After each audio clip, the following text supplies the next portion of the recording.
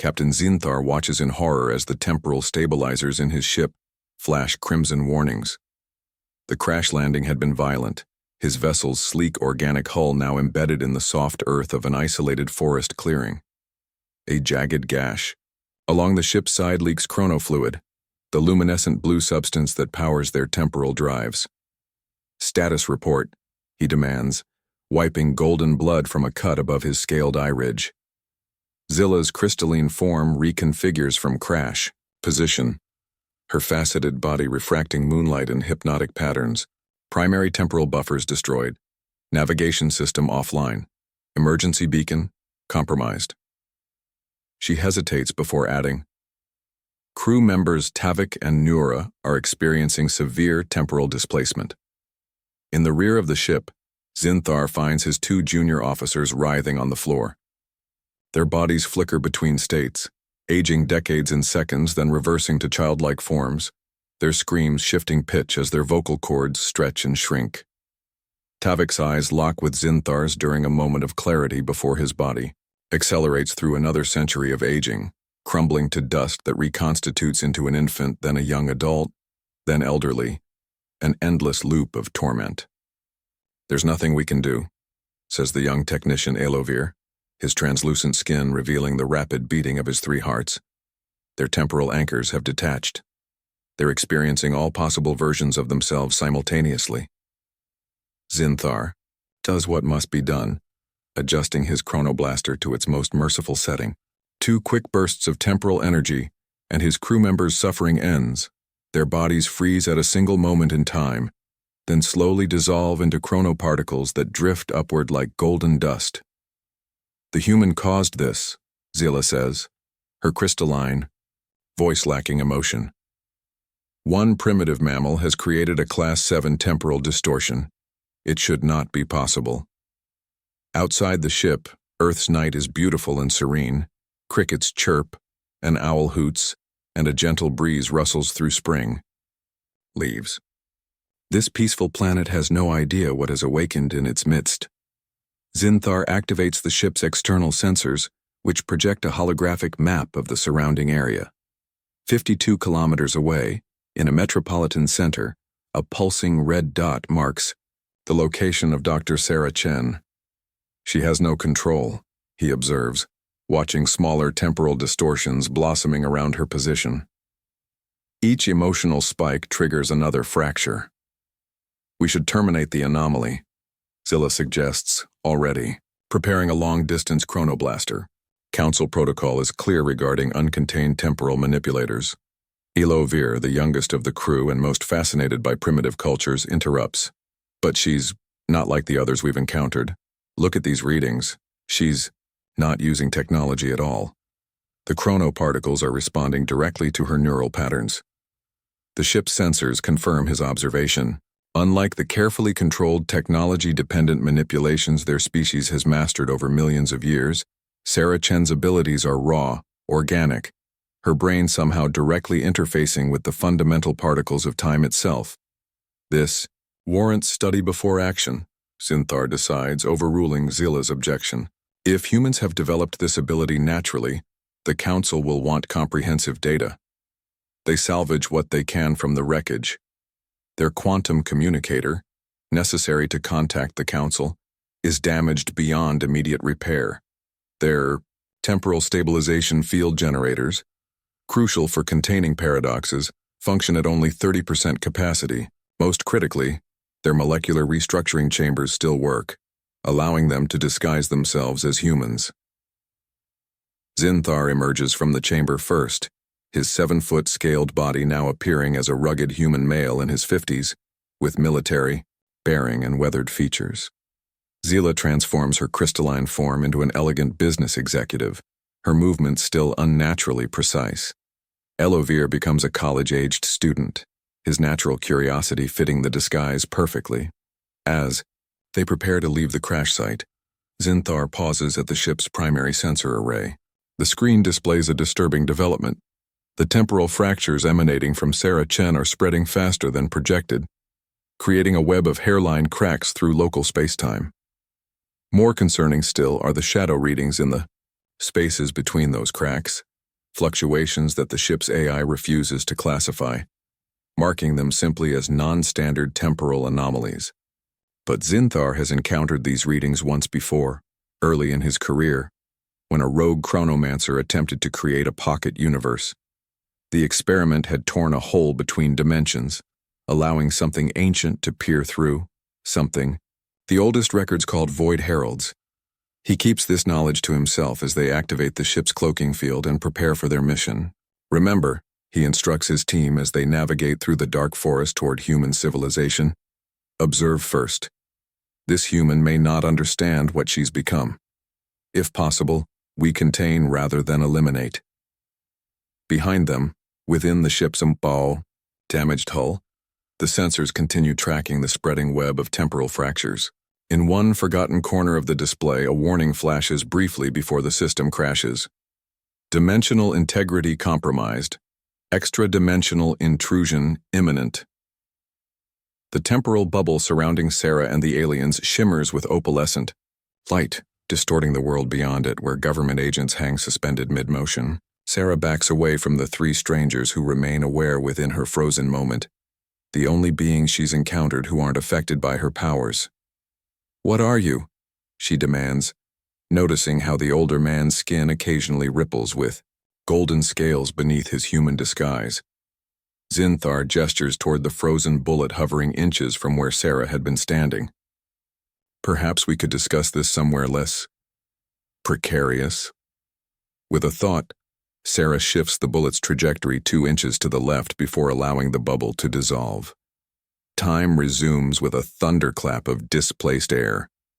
The bullet embeds itself in the wall as tactical officers stumble, momentarily disoriented by the microsecond of temporal displacement they can't consciously perceive. "This way," Sarah whispers, leading the aliens through her lab's emergency exit, while the DTS agents recover. They emerge into an underground maintenance tunnel that runs beneath the university research complex. Emergency lights cast long shadows as they hurry through the concrete passage, the distant shouts of pursuit echoing behind them. "You still haven't answered my question," Sarah says, her voice steady despite the circumstances. "What are you?" "We are chronomancers," Zilla states, her perfect human disguise betrayed by the unnatural precision of her movements. "Temporal investigators dispatched by the Galactic Council to contain a severe chronometric anomaly." "She means you," clarifies Elovir, the youngest alien disguised as a college student. "You're doing things that should be impossible." Sarah laughs bitterly. "Tell me about it. 1 minute I'm calibrating a particle accelerator, the next I'm watching my coffee cup unspill itself." She pushes through a heavy door into a defunct subway maintenance station abandoned decades ago. "Been documenting everything since it started. Watch." She focuses on a discarded soda can, extending her hand toward it. The aluminum crumples in reverse, smoothing out its dents before rolling backward, liquid flowing upward into it until it stands pristine and full on the concrete floor. "Localized entropy reversal without technology," Zinthar murmurs, genuine awe in his voice. "Even our most advanced civilizations require quantum manipulators for such precision." "That's nothing," Sarah says, emboldened. "Watch this." She closes her eyes, concentrating deeply. The air around her shimmers, and suddenly there are 3 Sarahs standing before them. Perfect duplicates existing simultaneously. Temporal duplicates. All 3 explain in unsettling unison. "I can pull versions of myself from microseconds in the past or future. Useful for multitasking." Elovir's hand passes through one of the duplicates. "They're not physically present. You're creating temporal projections." The duplicates merge back into a single Sarah, who staggers slightly from the effort. "The headaches afterward are killer, but I'm getting better at it." Zinthar activates a small device that projects a holographic display of Sarah's temporal signature. "You've created 17 distinct paradoxes in the past 72 hours, he says gravely. "Do you understand what that means?" Before Sarah can answer, Zilla interrupts. "It means you're breaking reality. Each paradox creates a fracture in the timeline, a place where causality itself breaks down." "That's ridiculous," Sarah objects. I've been careful to document everything. Small-scale manipulations, controlled environments, nothing catastrophic. What about your brother? Zinthar asks quietly. Sarah freezes, her face draining of color. How do you know about that? We were monitoring you from orbit when it happened. You created a true paradox, a state where he both died and didn't die simultaneously. That level of temporal manipulation sent a shockwave through the fabric of reality, powerful enough to crash our ship. I saved him, Sarah whispers. At what cost? Zilla challenges. That single act created a tear in space-time that's still expanding. And something noticed. The distant I that had briefly appeared between them during their confrontation in the lab. Sarah had hoped she'd imagined it. What, noticed? She asks, not certain she wants the answer.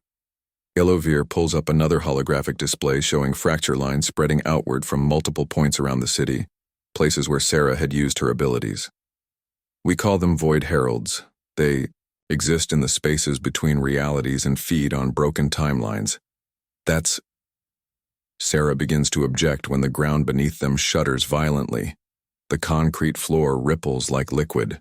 The walls warp, stretching and compressing as though reality itself has become malleable. A high-pitched whine builds at the edge of hearing, and the air between them begins to tear. Not like fabric, but like reality itself is being peeled back. Through the widening rift, they glimpse a dimension of impossible geometries, a place where physics works differently, where angles exist that shouldn't be possible, and massive shadows with too many limbs reach toward the opening with appendages that simultaneously exist and don't exist. Sarah reacts instinctively, throwing up, her hands and creating a temporal shield around them all. The rift struggles against her barrier, the edges of the tear pulsing and stretching before reluctantly sealing shut. In the aftermath, they stand in stunned silence until the sound of approaching footsteps breaks the spell. DTS agents have found the tunnel entrance. Now do you believe us? Zinthar asks, his human disguise momentarily failing to reveal his alien features beneath. Sarah nods, her hands trembling. What happens now? Now, Zinthar says grimly, we run, and I teach you how to stop tearing holes in the universe before those things find a way through. Sarah stares at the partially transformed DTS agent, his grotesque form still twitching on the subway station floor. Half his body has aged to brittle bone and desiccated flesh, while the other half has reverted to infant-like smoothness. A man split between two temporal states, screaming with two distinct voices. We can't help him, Zinthar states grimly, pulling Sarah away. He's experiencing multiple timelines simultaneously. His consciousness is fragmented across temporal states. I caused this, Sarah whispers, her face ashen. Just like my brother. I was trying to save him, but instead, your brother experienced a controlled paradox, Zilla interrupts, her crystalline form briefly visible beneath her flickering human disguise. This is different. The agent was touched by something from outside our reality. They flee deeper into the abandoned subway tunnels as the agent's screams echo behind them, eventually fading as more DTS personnel arrive to contain the situation. When they're far enough away, Zinthar calls for a rest in a maintenance alcove. We need to address your condition immediately, he tells Sarah, removing a small device from his pocket, a polished sphere that hovers in the air between them, projecting a holographic display of Sarah's neural structure. These formations here, he points to bright clusters in her hippocampus, are chronoreceptive nodes. They're interacting directly with chronoparticles, the fundamental particles that comprise time itself. Sarah studies the display, her scientific curiosity momentarily overriding her fear. That's impossible. Chronoparticles are theoretical. We've never even detected them. Your species hasn't, Ilovir says, but they're as real as photons or electrons, just operating on a different dimensional plane. Zilla manipulates the display, expanding it to show Sarah's entire nervous system, illuminated with threads of glowing blue energy. In most species, chronoparticles pass through organic matter without interaction. Your brain is somehow capturing and channeling them. Like neutrinos suddenly deciding to interact with matter, Sarah murmurs, beginning to understand. Precisely, Zinthar agrees. But the implications are catastrophic. Every time you manipulate these particles, you create distortions in the temporal field, paradoxes when severe enough. And these paradoxes, they're drawing those things? The Void Heralds? Zinthar nods solemnly. The universe abhors a paradox even more than it abhors a vacuum. When you create a state where something both happened and didn't happen simultaneously, you tear the fabric of reality. The Void Heralds exist in the spaces between realities, and those tiers are doorways. To demonstrate, he takes out a sheet of paper and folds it in half. Normal space-time. He then pokes a hole through both layers. A paradox creates a connection between points that should never touch, allowing things to pass through from elsewhere. Sarah absorbs this, her scientist's mind processing the implications. If I'm causing this damage, I should stop using these abilities entirely. It's too late for that, Scylla says coldly. Your powers are evolving exponentially. Even passive, chronoparticle absorption is creating microfractures. And there's another problem, Ilovir adds, checking a small device that monitors temporal disturbances. Your initial paradoxes have already destabilized local reality. The Void Heralds will continue attempting to enter our dimension even if you stop now. Then what's the solution? Sarah demands, frustration edging her voice. You came here to stop me, right? Is that why you're still here? To kill me? A heavy silence falls. Zilla and Zinthar exchange glances, and Sarah realizes with a chill that execution had indeed been their initial plan. Standard protocol would dictate elimination of the temporal anomaly, Zinthar admits. But your situation is unprecedented. No species we've encountered can naturally manipulate chronoparticles without technology. The Council would want to study you, Scylla adds, before making a final determination. How comforting, Sarah says bitterly. Ilovir, who has been quietly monitoring his instruments, suddenly looks up with alarm. We have a problem. Multiple temporal fractures are forming throughout the city. He projects a map showing dozens of spreading cracks in reality, far more than Sarah could have caused. I don't understand, she says. I haven't been using my abilities enough to cause all that. You've reached critical mass, Zinthar explains grimly. Your initial paradoxes have weakened the local dimensional barriers enough that they're beginning to fail on their own. It's like dropping a stone in water. The ripples continue spreading long after the initial impact. The situation has escalated beyond containment, Scylla states. We need to contact the Council immediately. And tell them what? Sarah challenges. That I'm breaking reality by existing? What will they do? None of the aliens meet her eyes, which is answer enough. There must be another option, she insists. I'm a physicist, I solve problems. There has to be a solution that doesn't involve my execution or whatever study means to your council. Ilovir, the youngest alien, hesitates before speaking.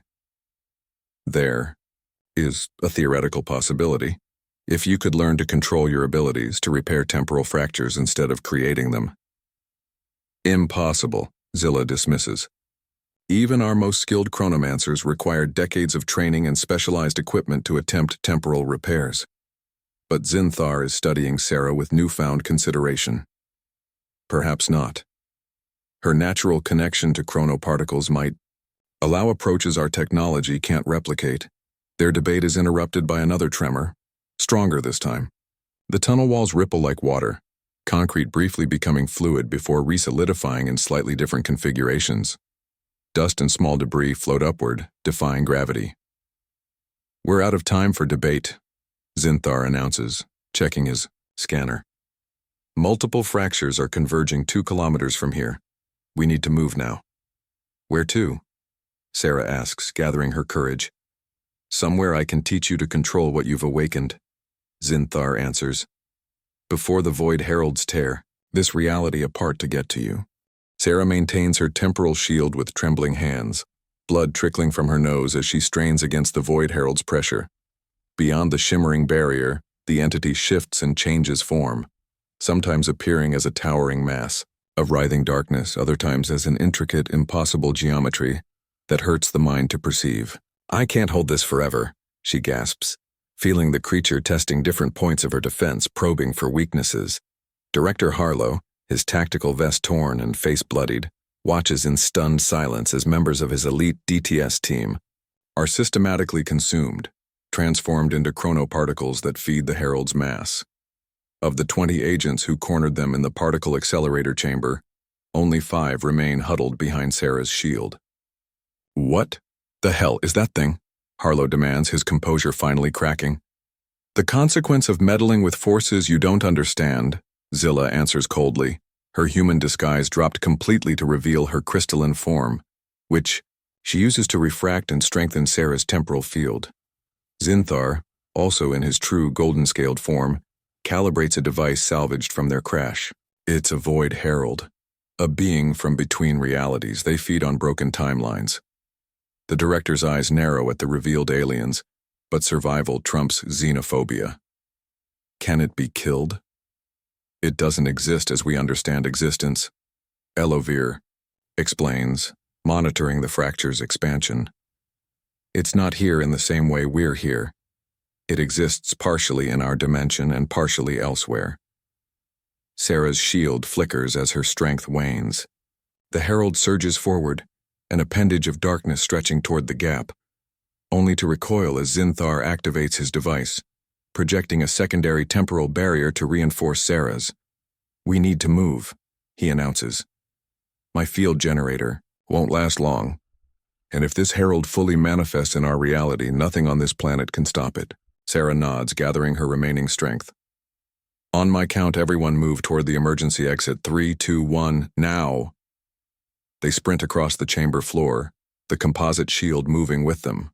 Behind them, the Herald shrieks in multiple frequencies simultaneously, a sound that causes nearby equipment to shatter and humans to clutch their heads in pain. Once through the exit and into the facility's emergency stairwell, Zinthar seals the door with a device that creates a localized time lock. "That will hold it for approximately 6 minutes," he says, his voice grim. As they descend the stairs, Sarah's legs buckle beneath her. Elovir catches her before she falls, supporting her weight. "The strain of maintaining that shield," he explains, "to the others, is like asking someone to mentally lift 1,000 kilograms. And yet she did it," Harlow observes, studying Sarah with new interest. Without any technology, they emerge into an underground parking facility where a single DTS tactical vehicle remains. As they drive away from the research center, Sarah recovers enough to speak. "You said Earth was quarantined," she addresses Zinthar. "Why? What changed?" The alien captain exchanges glances with his colleagues before answering. "The Council discovered humanity's potential over 12,000 years ago during routine surveillance of developing worlds. Your species showed unusual chronometric readings, subtle but distinct. There were incidents," Zilla adds reluctantly. "Throughout your history, individuals occasionally manifested limited temporal abilities. Most were dismissed as mystics or prophets." "Nostradamus," Sarah murmurs. "The oracle at Delphi. Seers and prophets seeing through time. Minimal manifestations," Zinthar confirms. "Nothing like what you can do." The Council determined that humanity had a dangerous predisposition toward chronoparticle interaction and placed Earth under quarantine. No contact allowed until your species either evolved beyond the risk or destroyed itself. "How neighborly," Harlow comments dryly. Elovir, who has been analyzing data on a handheld device, speaks up excitedly. "I've identified the catalyst for Dr. Chen's full manifestation. The particle accelerator accident created a unique quantum field that activated dormant neural pathways. But the structure already existed in her brain, and potentially exists in others." "How many others?" Sarah asks. "Based on genetic markers." Elovir performs rapid calculations. "Approximately 1 in 10,000 humans carries the potential. That's over 700,000 individuals worldwide." "My God," breathes one of the surviving DTS scientists. "A whole population of people who could manipulate time? It would explain why the department has recorded increasing temporal anomalies over the past decade," Harlow adds. As technology creates more quantum fields through accelerators and advanced computing, more potential chronoparticle manipulators may be accidentally activating. Sarah stares at her hands, which still shimmer faintly with temporal energy. I'm just the first, aren't I? The canary in the coal mine. An apt analogy, Zinthar agrees. But unlike a canary, you may hold the solution as well as herald the danger. The vehicle slows as they approach a military checkpoint. Harlow flashes his credentials, and they're waved through toward a mountain facility camouflaged from aerial observation. Welcome to Kronos Base, Harlow tells the aliens. The DTS has been monitoring temporal anomalies for decades. We've suspected something like this might eventually happen, though we expected to develop the technology ourselves, not discover humans could naturally manipulate time. As they drive into the underground complex, Sarah gazes out the window at rooms filled with experimental equipment and monitoring stations. You've been preparing for war, she realizes, seeing weapons testing chambers and tactical planning rooms. We've been preparing for survival, Harlow corrects, and now that we know what we're truly facing, he glances at the aliens.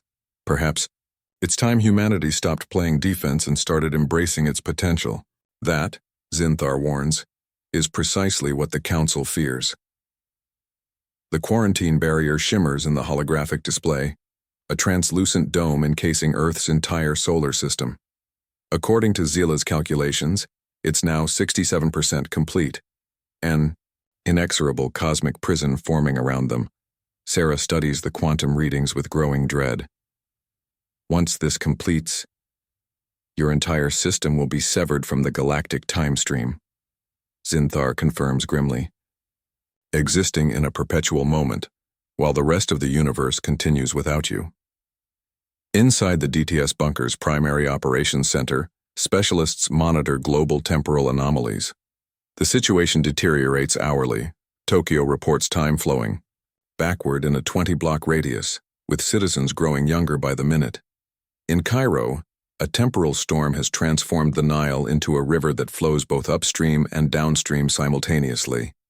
Sydney exists in permanent sunset, the sun frozen on the horizon while stars wheel overhead in accelerated night. I won't accept this, Sarah says, her voice hardening as she watches the feeds. There has to be a way to communicate with the Council, make them understand we're not the threat they think we are. Harlow approaches with a tablet displaying new data.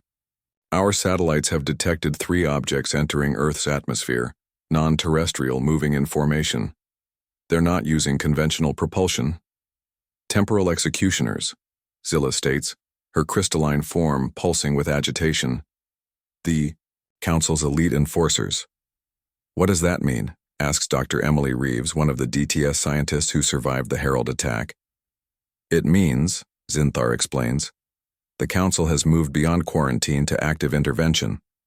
Executioners are authorized to surgically remove temporal anomalies by eliminating the key variables. They're coming to kill me, Sarah translates flatly. Not just you, Elovir adds, his youthful features grave.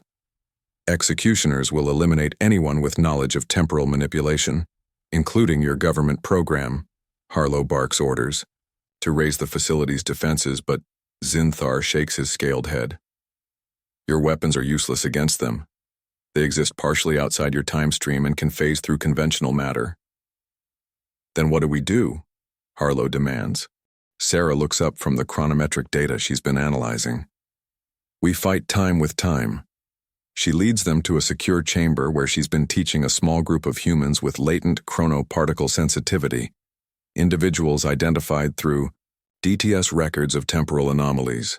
Among them is her brother Michael, whose near-death experience triggered her first major paradox. I've been working with them while you were rebuilding your communicator, she tells Zinthar, teaching them to create localized temporal shields like mine. The captain watches in astonishment as Michael demonstrates creating a small bubble where a falling water droplet hangs suspended in midair. This is unprecedented, Zinthar murmurs. None should be able to learn such control so quickly. That's humanity's gift, Sarah explains. We adapt. Where your species spent millennia developing technology to manipulate time, we intuitively grasp the possibilities. A klaxon wails throughout the facility. On the monitors, 3 sleek vessels descend through cloud cover, their hulls absorbing light rather than reflecting it. They're here, Zilla announces, already preparing defensive measures. Sarah gathers her nascent chrononauts. Remember what I taught you. They'll try to phase through our normal defenses. Focus on creating overlapping temporal fields, areas where time flows differently. It confuses their perception. As the group disperses to defensive positions, Zinthar pulls Sarah aside. The executioners are only the beginning. The Council fears what humanity represents, beings who can naturally manipulate what they've spent eons trying to control through technology. All the more reason to show them we're not what they fear, Sarah insists, that we can be responsible stewards of this ability. Zinthar studies her with ancient eyes. In my 3 centuries as a chronomancer, I've never defied the Council. Their wisdom has guided our galaxy for eons. He hesitates, internal conflict evident on his reptilian features. But I've also never encountered a species like yours. The facility shudders as something impacts the mountain above them. Dust rains. From the ceiling, as security feeds show 3 humanoid figures materializing inside the perimeter defenses, walking calmly through walls and armed personnel as if they were ghosts. The leader, a tall being with obsidian skin that shifts and flows, like liquid darkness, raises a device that emits a pulse of temporal energy. Every human it touches freezes in place, caught in a stasis field. Archivist Cole, Zilla whispers, recognition and fear in her voice. The Council's most senior executioner.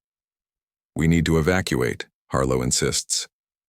No, Sarah says, watching the monitors as her brother and the other trainees begin creating overlapping temporal fields that momentarily confuse the executioners, forcing them to solidify into normal spacetime. We make our stand here. She turns to Zinthar, eyes blazing with determination. I need you to make a choice, Captain. Stand with the Council that sent you to eliminate me, or help us prove them wrong about humanity. Zinthar looks at the monitors where Archivist Cole phases through another wall, inexorably approaching their position.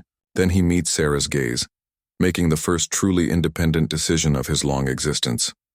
I will help you, he says, removing his chronomancer's insignia and placing it on the console. Not just for humanity's sake, but because there is something fundamentally wrong about how the Council has manipulated time itself. Perhaps your species is the correction the universe has been waiting for. The bunker trembles again as Cole's temporal pulse travels through the facility's infrastructure, freezing systems and personnel throughout the complex. They're almost here, Zilla warns, readying her weapons. Sarah nods, chronoparticles swirling visibly around her hands as she prepares for battle. Then let's show them what humanity can do. Archivist Cole's obsidian form ripples as Sarah's temporal wave strikes him, forcing him to fully materialize in normal spacetime. His eyes, vertical slits that cycle through different spectrums of light, narrow in surprise. A direct manipulation of chronoparticles without technology, he observes, his voice resonating at multiple frequencies simultaneously. Fascinating and dangerous. Behind him, his 2 lieutenants, beings with translucent skin revealing clockwork mechanisms beneath, flank out to surround the command center where Sarah, Zinthar, and the remaining DTS personnel have established their defense. You are in violation of Temporal Statute 7.3, Cole announces formally. This system harbors a Class 1 chronometric contamination and has been scheduled for isolation and containment. We call it home, Sarah counters, chronoparticles swirling around her, hands in defensive patterns Zinthar taught her. And we're not going to let you freeze us out of existence. Cole's expression remains impassive. Your consent is irrelevant. The timeline must be preserved. He raises his chronoblade, a weapon that doesn't cut flesh but severs an entity's connection to the time stream. One touch, and a person would be erased from history entirely, their existence undone. Michael Chen, Sarah's brother, creates a temporal shield around the command group just as Cole strikes. The blade meets the shield with a sound like reality, tearing, a discordant screech that forces everyone to cover their ears. Impossible, one of Cole's lieutenants hisses. A second human chrono manipulator. Not just two, Sarah responds with fierce pride. Throughout the facility, her trained chrononauts activate in sequence, 12 humans with awakened abilities creating a cascading network of temporal fields. Where the fields overlap, they create interference patterns that confuse the executioner's heightened temporal senses. For the first time, uncertainty crosses Cole's face. The contamination is spreading. It's not contamination, Zinthar argues, stepping forward. It's evolution, something the Council has been suppressing for millennia. Cole recognizes him, surprise briefly visible in those alien eyes. Captain Zinthar, you've gone native. A disappointing end to a distinguished career. The fight erupts, across multiple temporal phases. The executioners phase in and out of normal time, attempting to bypass the humans' shields. But Sarah has prepared her people well. They create overlapping temporal bubbles where time flows at different rates, making it impossible to predict where resistance will manifest. Sarah herself demonstrates abilities that shock even Zinthar. She parries Cole's chronoblade with her bare hands, channeling its energy through her body rather than letting it sever her timeline. She creates temporal duplicates that attack from multiple angles simultaneously. She accelerates herself to move at blinding speed, then slows incoming attacks to a crawl. You fight like a trained chronomancer, Cole observes during a momentary lull, genuine curiosity in his voice. Yet your species has no such tradition. We don't need your traditions, Sarah responds, blood trickling from her nose with the strain of her efforts. Humans understand adaptation better than any species. It's how we survived on a planet that tried to kill us at every turn. The battle flows through the facility, destroying equipment and infrastructure. DTS agents provide conventional fire, support where possible, but this is primarily a conflict beyond normal physics. A war fought across multiple layers of temporal reality. The tide turns when Cole corners a group of children, young humans showing early signs of chronoparticle sensitivity, whom Sarah had been protecting in the facility's deepest level. The archivist raises his blade to sever their timelines permanently. No, Elovir, the young alien technician who has developed a fascination with human culture, throws himself between the children and Cole's weapon. The blade strikes him full force. But instead of simply erasing him, something unexpected happens. Elovir's alien biology interacts with the human temporal field in a way no one predicted. He becomes a paradox incarnate, simultaneously existing and not existing, his form shifting between states of being. In this impossible moment of quantum superposition, Elovir's consciousness expands beyond normal perception.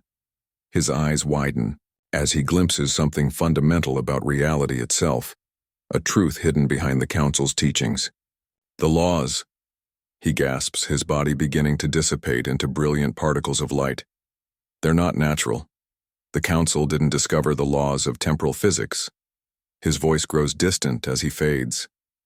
They created them. Artificial constraints to prevent evolution. His final words echo as his physical form dissolves completely, leaving only drifting motes of chronoparticles that slowly fade from view. The revelation stuns everyone, especially Zinthar, who has devoted centuries to enforcing these supposedly immutable temporal laws. Sarah, acting on instinct, reaches through the quantum strings only she can perceive and touches the fading essence of Elovir's consciousness, accessing his final vision.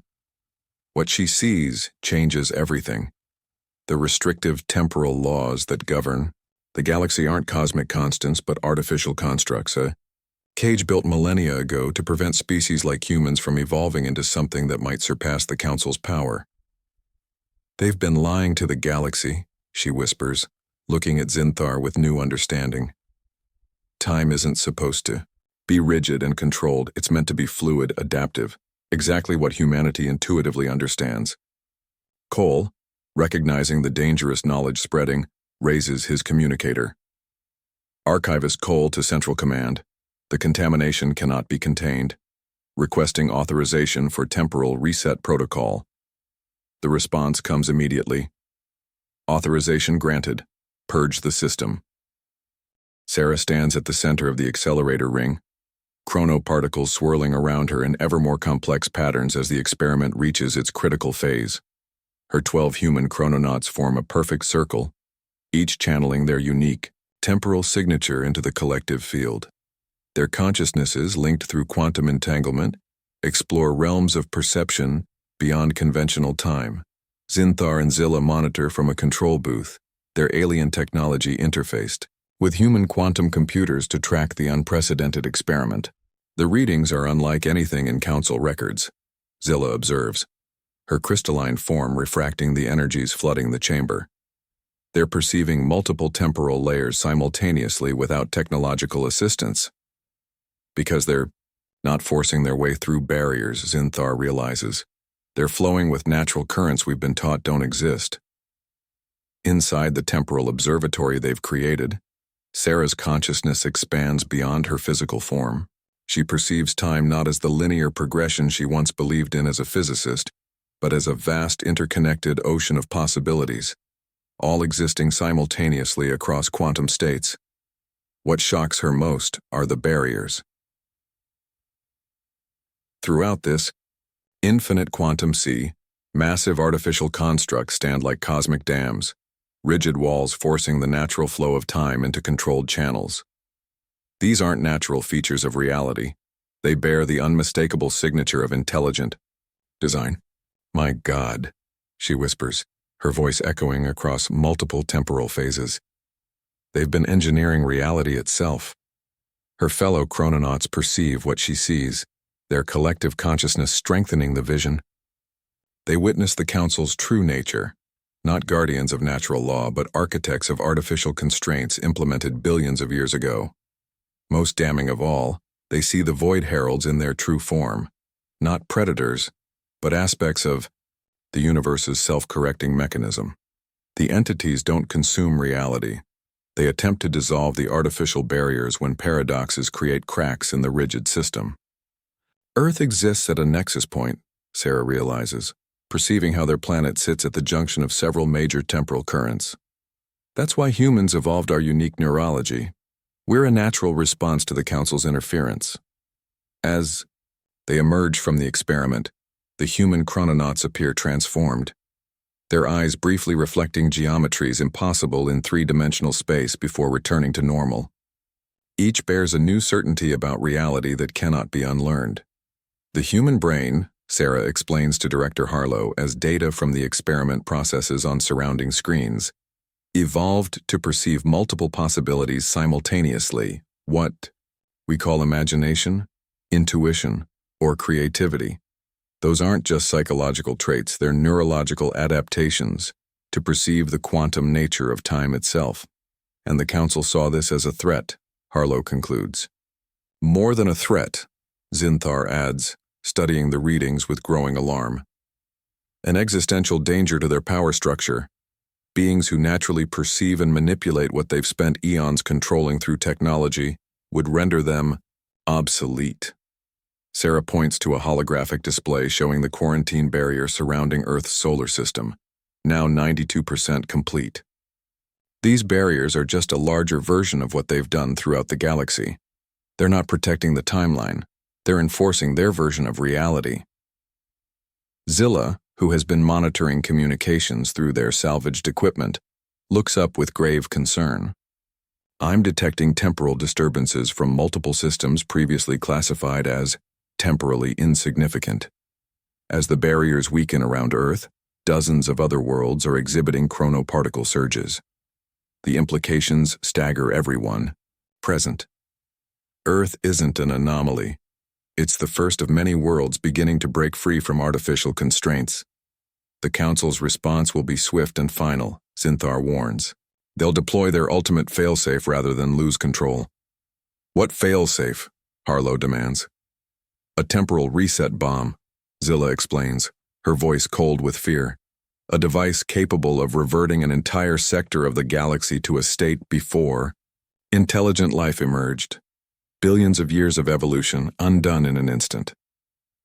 The room falls silent as the magnitude of the threat sinks in. How long do we have?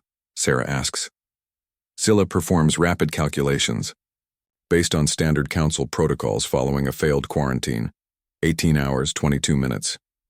Michael Chen, Sarah's brother who now demonstrates remarkable temporal abilities of his own, studies the quantum strings only he and his sister can perceive. There's a direct connection from here to their headquarters, he notes, a temporal thread strong enough to follow. You want to take the fight to them? Harlow sounds incredulous. Their technology is millions of years beyond ours. Technology? They use as a crutch, Sarah counters. They've forgotten how to perceive time naturally because they've relied on machines for so long. She looks around at her fellow chrononauts, each now glowing faintly with chronoparticle energy. We don't have that limitation. Zinthar, who has been quietly contemplating Elovir's sacrifice and the truth it revealed, removes his captain's insignia, the symbol of his centuries of service to the Council.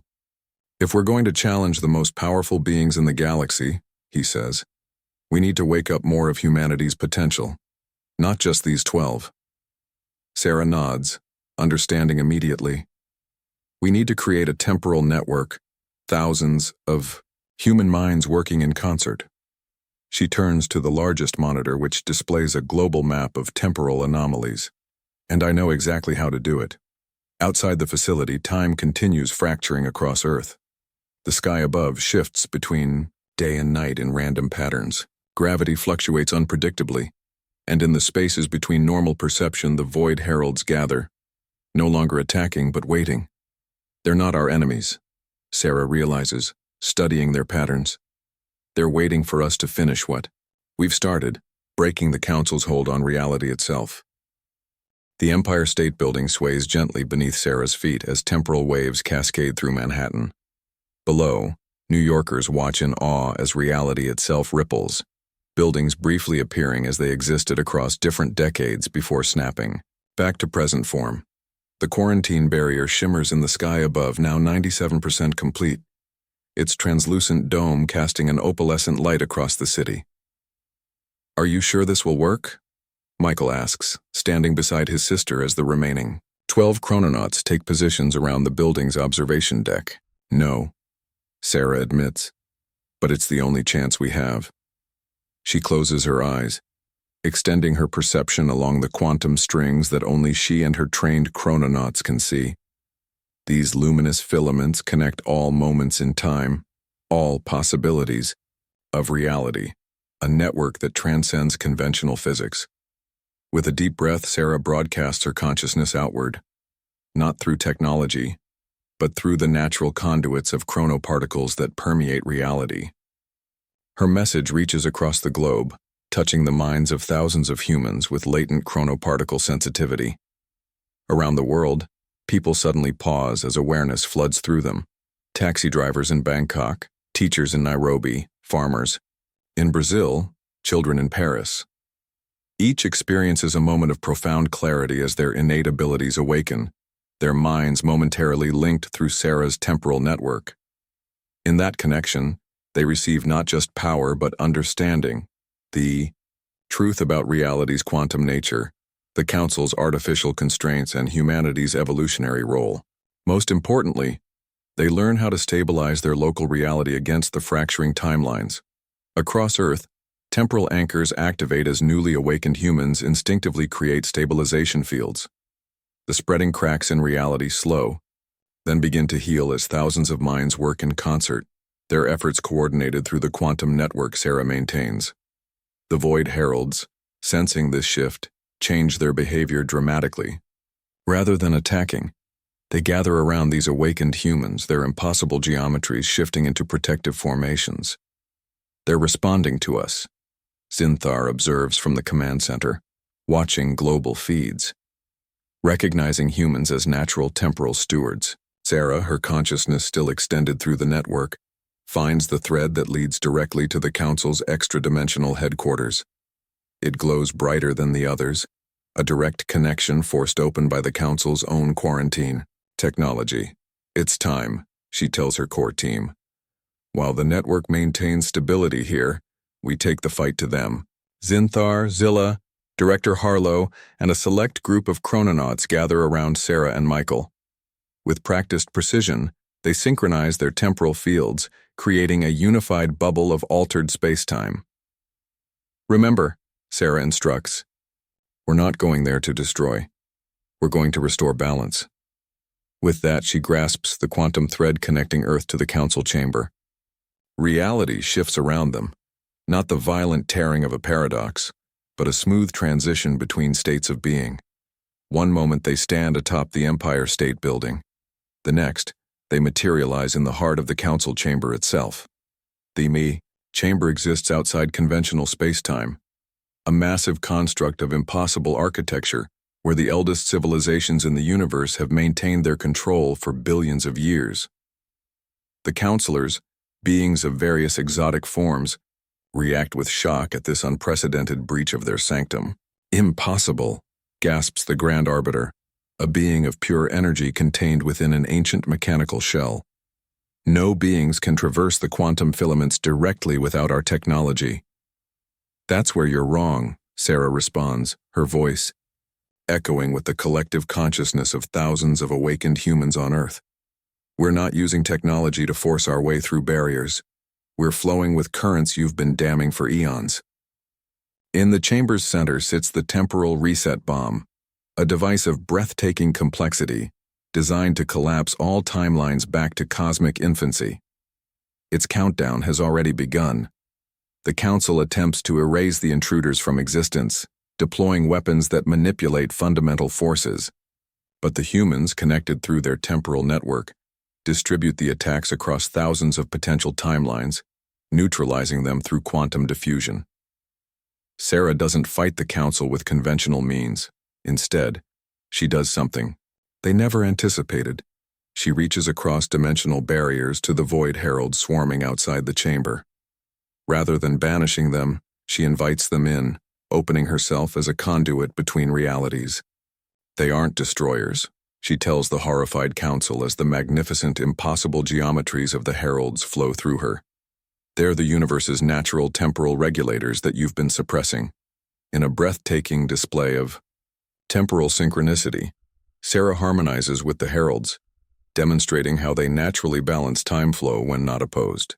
The chamber fills with impossible light as she connects the quantum strings into a new configuration, one that preserves order without artificial constraints. The Grand Arbiter, witnessing power beyond anything in council records, finally understands. You aren't breaking reality, the ancient being realizes. You're healing it. Sarah approaches the reset bomb, placing her hands upon its surface. Instead of disarming it conventionally, she redistributes its temporal energy through the quantum strings, transforming its destructive potential into a wave of restoration that spreads outward from the chamber. Throughout the galaxy, the Council's artificial barriers begin to dissolve, not in catastrophic collapse but in carefully managed recession. Species long suppressed suddenly perceive new dimensions of time. Worlds classified as temporally insignificant awaken to their natural potential. As reality restructures itself around more natural principles, Sarah turns to the Council. Your age of rigid control is ending, she says, not with vengeance but compassion. But your wisdom doesn't have to be lost. Join us in learning how the universe is meant to flow. The Grand Arbiter, after eons of existence, does something unprecedented. It adapts. Perhaps, the ancient entity concedes, it is time for evolution after all.